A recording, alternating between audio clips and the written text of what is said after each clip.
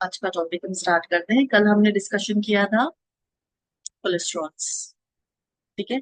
कल का जो हमारा डिस्कशन था क्लियर है? Any doubts, any questions on that? तो जब हम लिपिड प्रोफाइल करते हैं हमारे ब्लड रिपोर्ट्स में, उसमें हम ही चार पांच पैरामीटर्स हैं जो हम मेजरली देखते हैं, that is cholesterols which we discussed yesterday. उसके बाद आज हम डिस्कस करेंगे about triglycerides, VLDL, LDL and HDL। किसी को पता है what is this LDL, VLDL, HDL क्या होता है? If you know the full form, let me know. HDL is high density lipoproteins. LDL is low density lipoproteins. VLDL is very low density lipoproteins. Yes, great. So any idea क्या होता है, क्या function है? one is good cholesterol, one is bad cholesterol. So bad cholesterol is because it's very dense, so it settles down. It does not float in the arteries. So it will settle down and stick to the walls of the arteries, therefore narrowing the arteries. This कौन सा much. वाला? This will be VLDL and LDL. HDL is the good cholesterol, so we'll have to enhance HDL. चलो, thanks for saying that Don. आज हम थोड़े misconceptions clear करेंगे। ठीक है। सो हम जो खाना खाते हैं, डाइटरी फैट जो खाते हैं, वो डाइटरी फैट हमारे स्टमक में जाके फैटी एसिड बनता है। It converts into fatty acid, whatever dietary fat that we consume. ठीक है। ये जो फैटी एसिड है, इसके जब तीन मॉलिक्यूल्स आके जुड़ते हैं तो वो ट्राइग्लिसराइड्स बन जाते हैं। Try means three. Okay, so triglyceride is three fatty acids molecule coming in together. ठीक है। अब ये जो फैटी एसिड के मॉलिक्यूल्स होते हैं, इनको पूरे बॉडी में ट्रैवल करना होता है, ट्रांसफर करने होते हैं कुछ वाइटामिन, कुछ hormones and all that stuff. ठीक है। मगर क्या होता है कि ये जो फैटी एसिड्स होते हैं, बहुत से हमारे बॉडी के हॉर्मोन्स हैं, बहुत से हमारे बॉडी में वाइटामिन हैं जो वाटर सॉल्युबल नहीं है। ठीक है। तो वो ब्लड के में डिसॉल्व होके ट्रांसफर नहीं हो पाते, they don't dissolve through blood because blood is 70% water. ठीक है। तो जैसे हमने vitamin, we know that there are A B C D E and then K vitamin. इसमें बी और सी जो है वो वाटर सॉल्युबल विटामिन है, but A D E and K ये फैट सॉल्युबल विटामिन है। तो इनको अगर हमारे बॉडी में ट्रैवल करना है तो ये ब्लड के थ्रू ट्रैवल नहीं होगा। ठीक है। तो इनको ट्रैवल करने के लिए एक, यू कैन से, एक दूसरा मीडियम होता है जिसे हम, for now we can say, एक बोट, एक नाव जैसी होती है बॉडी में, जिसके अंदर वो बैठ के ट्रैवल करते हैं थ्रू द बॉडी। ओके, उसको हम बोलते हैं काइलोमाइक्रॉन्स। ओके।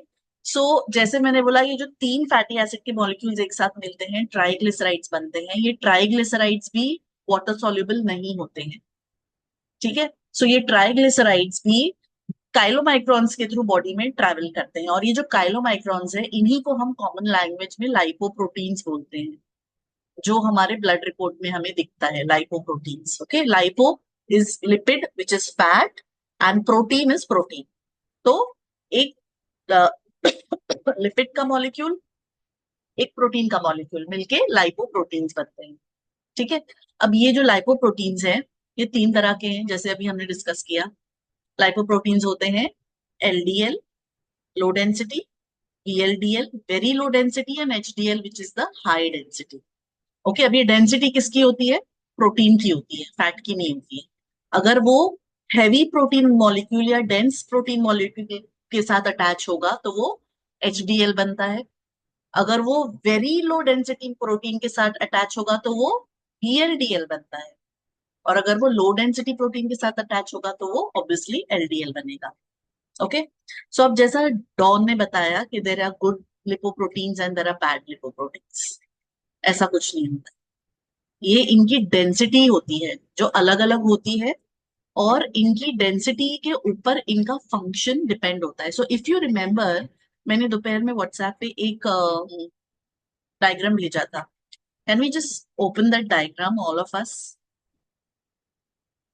सो इसमें, ये डायग्राम में इट इज एक्सप्लेन के हर जो LDL VLDL HDL होता है, इनके फंक्शंस क्या होते हैं, ठीक है। So it is not good and bad, but it depends कि उनका फंक्शन क्या है। अभी जैसे आप डायग्राम में देखोगे, सो ये जो VLDL होता है ये भी एक बोट है, जैसे अभी मैंने बताया कि it is a medium which carries the triglyceride to different parts of the body, ठीक है। So VLDL is one boat. जैसे कल हमने जो देखा था ना, वो स्किट स्टेज पे वो जो बंदा बताया था, वो एक स्किट के फॉर्म में उसने बताया था इट इज अ बोट। वो बोट में ट्राइग्लिसराइड्स रख के, सो ये वो उस बोट में ट्राइग्लिसराइड्स ट्रैवल होते हैं। सो VLDL is one kind of a boat, LDL is one kind of a boat, और HDL is also one kind of. तो ये सारे बोट्स के अपने अपने फंक्शंस होते हैं। ओके, सो VLDL का फंक्शन क्या है? VLDL जो है, जो मॉलिक्यूल्स या जो सब्सटेंस स्मॉल इंटेस्टाइन्स जो ट्रैवल ब्लड में ट्रैवल नहीं कर सकते हैं, उसको स्मॉल इंटेस्टाइन से लेके लिवर में पहुंच जाता है। ये VLDL का फंक्शन है। If you look at the diagram, okay, you just look at the diagram, small intestine से लिवर में लेके जा रहा है, that is the VLDL boat. Okay, and liver से जो बॉडी में लेके जाता है, सो स्मॉल इंटेस्टाइन में लिवर में लेके गया, वहां पे लिवर में उसका सिंथेसिस हो गया फैट का, और सिंथेसिस होके फिर वो हमारे बॉडी में लेके जाता है। So there is another boat which is called the LDL। So जब वो सिंथेसाइज हो जाता है, सिंथेसिस के बाद वो LDL वाले बोट में बैठ के हमारे बॉडी में ट्रांसफर होता है, और बॉडी में जहां जहां उसकी जरूरत होती है वाइटामिन की, हॉर्मोन्स की, वो बॉडी उसको कंज्यूम कर लेती है। ओके, वो LDL में बैठ के वो बॉडी के अलग अलग अलग अलग ऑर्गन्स पे पहुंचता है। बट देन नॉट नेसेसरीली कि बॉडी वो पूरा कंज्यूम करे, मे बी के उसमें से कुछ बच भी जाता है, सो वो बॉडी में फ्लोट होता रहता है। तो HDL क्या करता है? जो हॉर्मोन्स या जो वाइटामिन या जो सब्सटेंसेस बॉडी ने यूज नहीं किए हैं और वो बॉडी में फ्लोट हो रहे हैं, they can create toxins, right, because they are freely flowing in the body. So उसको HDL कलेक्ट करता है और वापस वो उसको लीवर में लेके जाता है, ठीक है। That is why it is called, HDL is called the good lipoprotein.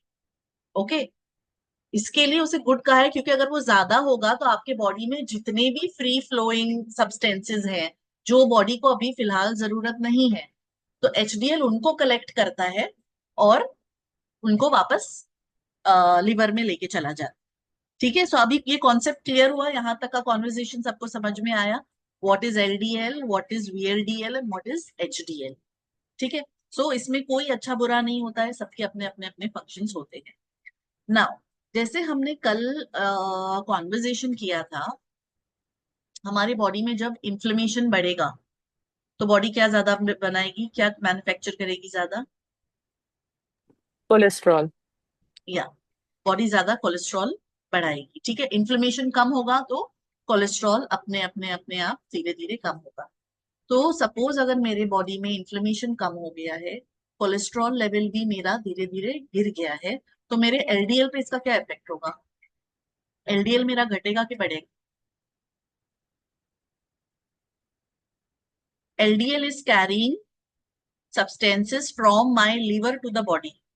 तो LDL बढ़ेगा या घटेगा? जब मेरा इन्फ्लेमेशन कम होगा मेरा LDL भी कम होगा, LDL भी कम होगा, बिकॉज लीवर से बॉडी तक लेके जा रहा है, राइट। लीवर में सिंथेसाइज हो रहा है कोलेस्ट्रॉल, उसको वो बॉडी तक लेके जा रहा है, बट अब मेरे बॉडी को इतने कोलेस्ट्रॉल की जरूरत नहीं है क्योंकि मेरा इन्फ्लेमेशन कम हो गया है।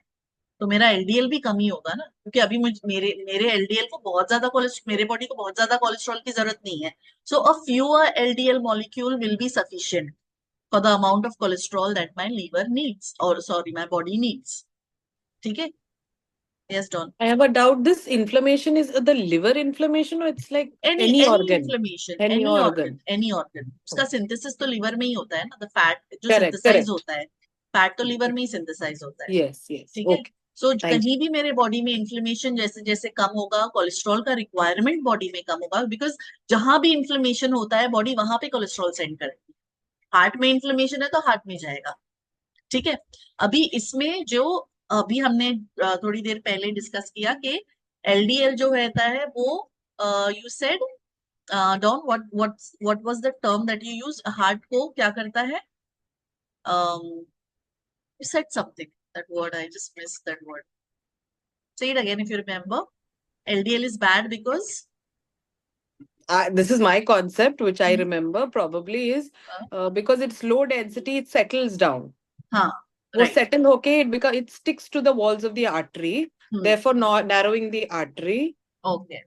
ठीक है. That's what. Yeah. So I just wanted to clarify that point also. ये जो LDL है दो तरह के हैं. एक होता है VLDL और एक होता है LDL. ओके, ये बात अभी तक हमारे कॉन्वर्सेशन में हमने क्लियर किया.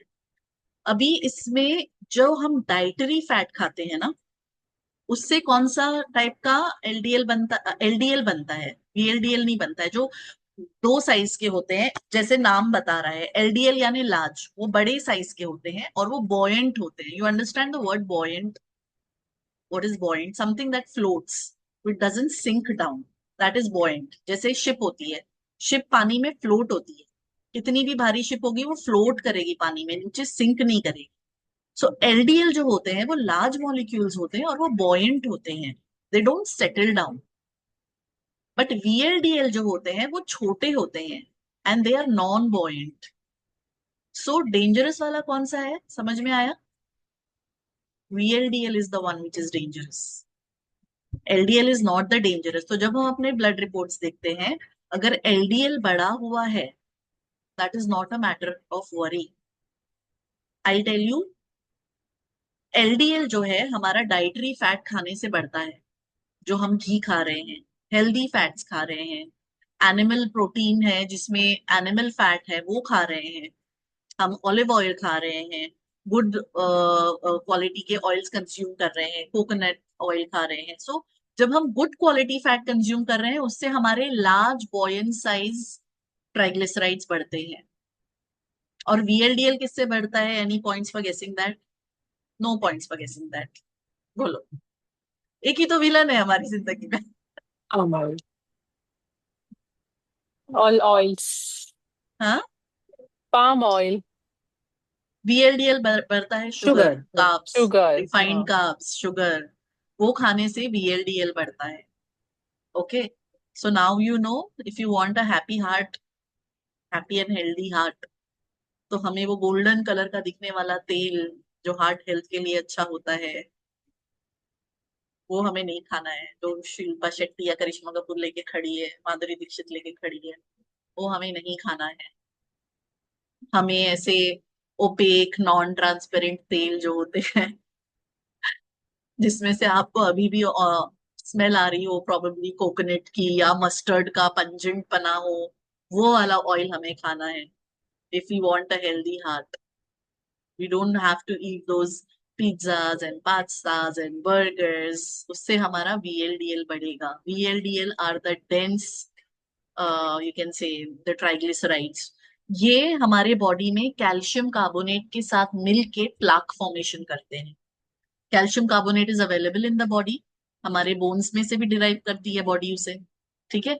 सो जो हमारा बॉडी में एक्सेस शुगर होते हैं उसके साथ कैल्शियम कार्बोनेट के को मिक्स करके हमारे बॉडी में VLDL बनता है. और ये जो VLDL हमारा it combines with the calcium carbonate and it for does the plaque formation. हमारी आर्टरीज को हार्ड करता है, हमारी आर्टरीज को ब्लॉक करता है. सो हार्ट के जितने भी इश्यूज होते हैं, that is because of the high levels of LDL. ठीक है. सो जैसा कि हमने कल बताया था, अभी ये जो मैं बता रही हूँ कि मैंने बोला कि डाइटरी फैट खाने से LDL बढ़ता है. ठीक है.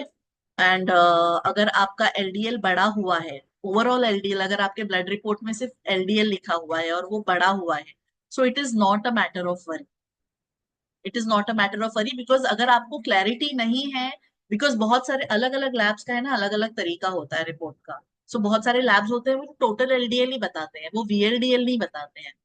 सो अगर LDL बढ़ा हुआ है और लार्ज बॉयंट साइज बढ़ा हुआ है, तो you don't need to worry about it. Okay, आपका in that case you will have to see your triglycerides level. अगर आपका LDL बढ़ा है बट ट्राइग्लिसराइड्स आपका विद इन रेंज है, दैट मीन्स आपके लार्ज बॉयंट साइज बढ़े. So that is the good cholesterol or the better ones that you have both.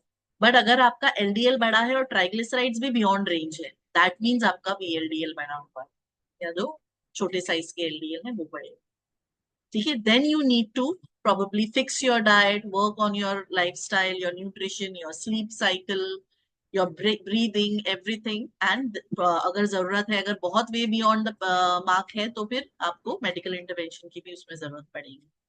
Now, ये जो मैं बोल रही हूँ, this happens with 99% of the cases.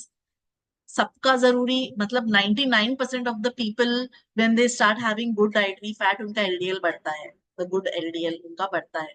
But in some cases, अगर कोई जेनेटिक डिसऑर्डर है या maybe some other underlying causes हैं, अगर आप अपने लाइफस्टाइल पे वर्क कर रहे हो 6-8 महीने और फिर भी आपका एलडीएल इंप्रूव नहीं हो रहा है, there are some certain cases, जैसे 100 में से 1-2-4 लोग ऐसे होंगे, तो then they need to probably consult the doctor and see why it is not increasing. But most of the cases, if you have good dietary fat and a good lifestyle, a good sleeping pattern, good mental health, you meditate, you work on your breath work, if you do all the right things in your life, तो आपका LDL improve होगा, ठीक है. So यहाँ तक सबको समझ में आया? I think so. This is my case. LDL बढ़ा हुआ है, बाकी सब नॉर्मल है. Maybe the ghee in LDL the क्या? LDL morning. बढ़ा हुआ है and बाकी Triglycerides are normal. yeah. Everything else is normal. Yes. So that is why when I saw that report, I said, चलो आज वैसे भी ये डिस्कशन होने वाला है क्लास में LDL का, so वो क्लैरिटी आ जाएगी हमारी. So now we know when we see the blood reports, तो अब हमें समझ में आया कि हमें किस चीज से डरना है, डरने वाली क्या चीज है. और बहुत से बार लोग सिर्फ कोलेस्ट्रॉल सुन के ही पैनिक हो जाते हैं, और ये कोलेस्ट्रॉल लेवल्स इतना हाई है, right. So now we know कि कोलेस्ट्रॉल क्या है, उसका फंक्शन क्या है, रोल क्या है हमारी बॉडी में, एलडीएल वीएलडीएल क्या है. Okay okay. नाउ इसके ऊपर है ना, एक रॉबर्ट लस्टिक करके एक बंदा है, इसने this fellow Robert Lustig, he has fought a big, you can say, एक बहुत लंबी लड़ाई लड़ी है इस बंदे ने with a lot of countries, with a lot of governments. इसने शुगर के खिलाफ एक लड़ाई लड़ी. मतलब like you know what happened, जैसे दुनिया में इंडस्ट्रियलाइजेशन स्पीड अप होने लगा, यू कैन से अराउंड 1970s, हर जगह पे इंडस्ट्रियलाइजेशन बढ़ने लगा. ओके. सो बहुत सारे ऐसे फूड मार्केट में आने लगे जो पहले एग्जिस्ट नहीं करते थे, जैसे breakfast serials.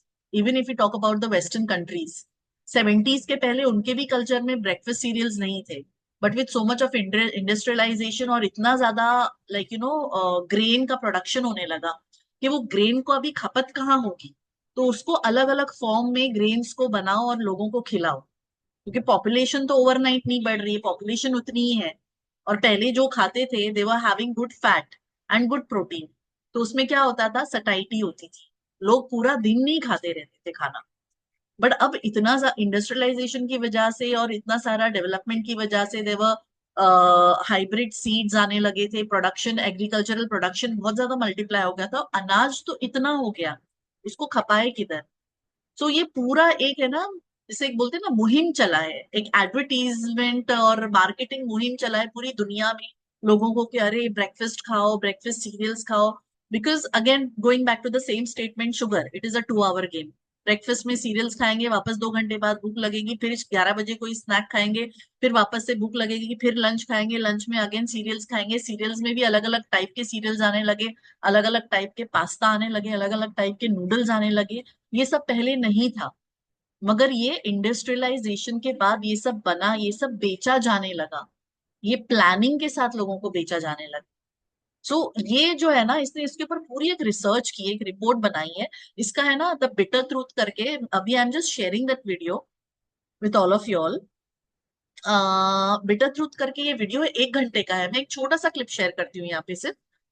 Listen to that clip, it's very interesting. अगर टाइम होगा ना तो 1 घंटे का वीडियो देखना. तो मतलब इट इज सच, इतना ब्लैटेंट ट्रूथ उसने उसमें बोला है ना, you can really connect to every sentence what is said in the video. So I will just share this. Robert Lustig नाम है बेटे का, बेटे का सॉरी, बंदे का नाम है.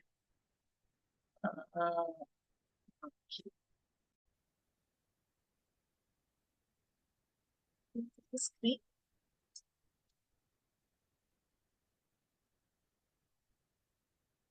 Okay. Listen to That was this. 8% of our total caloric How was that? intake. By 1994, we were up to 55 grams a day. That's 10% of our total caloric intake. And adolescents currently mean 75 grams a day. That's 12% of total caloric intake. And 25% of our adolescents consume 100 grams of fructose a day. So it's 4 calories per gram. So that's 400 calories in fructose. Multiply that by 2 for sugar. So that's 800 calories. Richard Nixon यहाँ से सुनते हैं. told his agriculture secretary, Earl Rusty Butz, love that name, that he wanted food off the table as a political issue, that changing food prices caused political unrest. Indeed it does, and I'm going to show you on this slide right here. This was in Time magazine just 4 months ago, and it's called Hungry World, and what it is color-coded countries based on the percent of their gross national product that they spend on food. So you can see we in yellow and the UK and Australia, we're the 3 fattest countries because we spend the least of our percentage GNP on food. Now look at the purple countries. They're all in revolution. They spend more than 35% of their GNP on food. When food prices go up, people get mad. Everybody remember 3 years ago, we tried to take our corn crop and divert it to ethanol? You know what that did? Raised the price of rice in Thailand. And that caused the rice riots, and that deposed the prime minister at the time in Thailand. Now, Thailand's got an unstable government for a while, but that was the reason for that deposition. Okay? So we know that we're now a global society. So what we do affects food prices elsewhere. This is a big deal. Second political storm. The advent of high fructose corn syrup, as I said, invented in 1966 by Takasaki at Saga Medical School in Japan and introduced to the American market in 1975. And here you can see what Nixon was talking about. Look at the US producer price index on the left for sugar, up, down, prior to 1975. Then with the advent of corn sweeteners, nice stabilization at 100%, showing price stability. That's what you want, because what that says is you're not doing this up, down. Look at what happened on the international stage. The London price of sugar also stabilized, even though high fructose corn syrup was only here. And of course, our cost of sugar was way lower than England's. And look at the US retail price of high fructose corn syrup versus sugar. It's half the price. So it started appearing in everything, because now you could. You know, there were no 2-liter bottles of soda before high fructose corn syrup because it was too expensive. But now there is. Now you can buy it for what, 99 cents, right? But what does it cost to make that bottle? About 2 cents. The price elasticity is enormous. They're making money hand over fist, and I'll show you that at the end. So here's high fructose corn syrup going up, and here's sugar coming down. So the Corn Refiners Association says, well, you know, it's just a substitution. We're substituting something that's cheaper for, you know, societal benefit. But not really, because if you look at the blue line at the top, 73 pounds per year up to 95 pounds per year. So there's a 25% increase in total added sweeteners over this time. And there's something missing from this slide. Anybody know what it is? What's missing? Juice. Because juice is sucrose, right? And we know that juice causes obesity. This is a study done by Miles Faith showing prospectively that juice servings per day increases BMI Z-score in inner city Harlem toddlers. And where do they get their juice? From something called WIC. Anybody know what WIC is? W-I-C? Women, Infants, Children. Government entitlement programs set up back in 1968 to prevent failure to thrive. Guess what? They did. And now we've got 20 million overweight or obese kids. So now we've got juice plotted here with most fructose items. Indeed, we are eating 141 pounds of sugar a day. A year. That's 7 ounces a day for every man, woman. Right? So maybe this is just tracking the sugar trend and has nothing to do with the dietary fat. Without question. Okay? So A, but there's another reason. A can lead to B, but it can lead to D, E, F, G, H, and I and never come back to C. Okay? And also, the contrapositive of a statement is not no A, no C. Okay. I just pause this. कुछ समझ में आया ऐसा conversation? हाँ ना. whatever. Okay, so he was just trying to convey कि किस तरह से पॉपुलेशन को टारगेट किया गया है, किस तरह से शुगर को इंट्रोड्यूस किया गया हमारे मील्स में, in the food that is there on our table. उसके बाद शुगर के रिप्लेसमेंट्स, क्योंकि शुगर जब एक्सपेंसिव होने लगा तो उसके रिप्लेसमेंट्स आ गए, high fructose corn sugar which was way cheaper and it used to taste even better. तो उसको किस तरह से हमारे ब्रेकफास्ट सीरियल्स में, जूसेस में, इन सब चीजों में इंट्रोड्यूस किया गया, नोइंग कि उसके क्या फ्लिप साइड होंगे, नोइंग कि उसके क्या साइड इफेक्ट्स होंगे, सबके बावजूद उसको इंट्रोड्यूस किया गया। और इसका टारगेट दो जो WIC उन्होंने बोला, that is women, infant and children. So infants यानी जो बॉक्स्ड, यू कैन से द फॉर्मूला मिल्क में भी वो चीजें इंक्लूडेड हैं। फॉर चिल्ड्रन, बच्चों की तो हर चीज, right from biscuits to everything that children consume, it has got HFCS, that is high fructose corn syrup. High fructose corn syrup is highly addictive. इसके लिए अगर आप कभी भी देखोगे जो बच्चे फ्रूटी या वो पेपर बोट, वो जो छोटे छोटे जूसेस होते हैं, even Kinder Joy, children are just addicted to that thing. Okay, so and it is the one of the most cheapest sugar replacements which is used all over the world. It is an industrial replacement because शक्कर से काफी सस्ता होता है ये, और large scale पे आप उसको यूज कर सकते हो, और it doesn't change the texture of the food which is it is mixed with. So it is very easy for people to get a good end result with it. Okay, और भी इसके आगे अगर आप वीडियो सुनोगे ना, तो उसने एक और चीज मेंशन की है इस वीडियो में कि 1970s के पहले, जैसे मैंने अभी बताया, people used to have high protein and high fat around the world. That is, I think, initial part of the video में उसने वो डिस्कशन किया था। बट जैसे जैसे इंडस्ट्रियल रेवोल्यूशन आया and then they started introducing this more grains, और क्या हो गया कि ओबेसिटी कम करने के लिए इन लोगों ने ये मतलब sorry, I am missing a link over here. धीरे धीरे इन्होंने क्या किया कि मिल्क में से फैट नहीं, मतलब फैट को विड्रॉ करना शुरू कर दिया इन्होंने।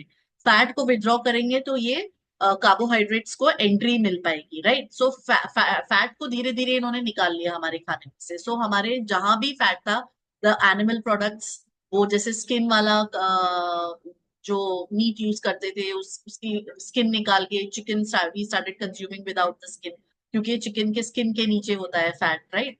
देन दूध में से फैट निकाल दिया, स्टार्टेड सेलिंग स्किम्ड मिल्क। तो जब आप खाने में से फैट निकाल दोगे तो फैट खाना जो है इट टेस्ट वेरी बैड।